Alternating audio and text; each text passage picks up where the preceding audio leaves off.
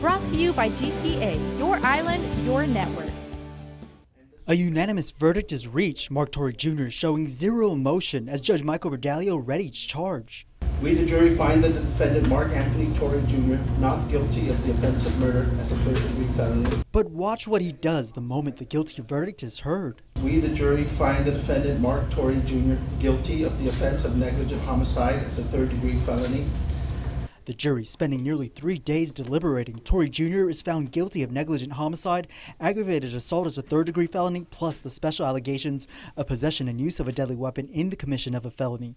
This means Torre has been acquitted for murder, manslaughter, and aggravated assault in the second degree. The former cop and National Guard member had nothing to say following the verdict. Did this come as a surprise for you? Thanks, Nick. Torre was tried for the 2015 shooting death of Bert Piolo. Piolo was shot outside of the Torre's Jigo home after both were out drinking in Tumon that night. The prosecution has claimed Torre recklessly killed Piolo. The defense contending Torre was only trying to stop Piolo from taking his own life. Only Torre's gun was found on the scene. The verdict heartbreaking for both families. I lost my brother, and what do? You walk away. That's like a slap on the wrist, you know? My brother's served GPD and for 14 years, dude, and he has 4 kids.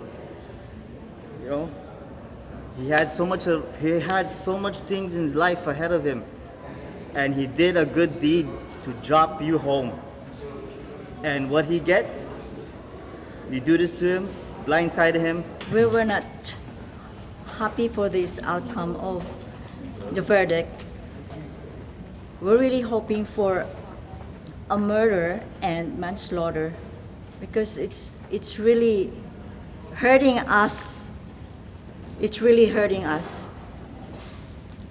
And we expect that he could go to jail for a lifetime. Defense attorney Jay Ariola later telling KUAM he thanks the jury for their time in not rushing to reach the verdict, adding that he has a pending motion for judgment to have Torre Jr. acquitted altogether. Chief Prosecutor Phil Tydinkel says Torre Jr., a first-time offender, faces 0 to 3 years for the negligent homicide charge and 5 to 25 years for the special allegation charges. We'll argue about why he should be held accountable, and also what kind of message do we want to send to the community about, when officers are negligent in the handling of their weapons and that causes the death to a brother officer. Now, Torre does face a maximum of up to 28 years behind bars. What that sentencing will be, well, that's up to the court.